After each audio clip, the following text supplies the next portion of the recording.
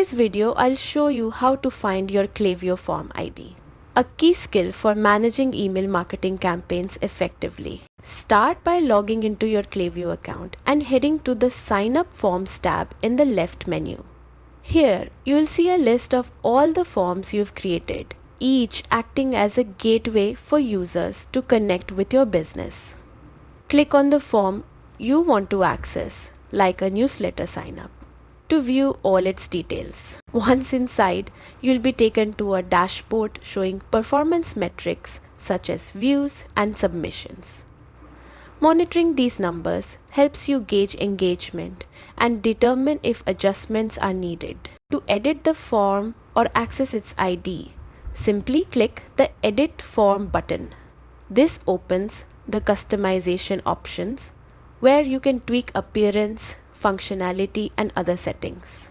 Your form ID is often visible in the URL or within the embed code section, depending on the form type, and is crucial for integrations, tracking, and embedding your forms on websites. And that's it.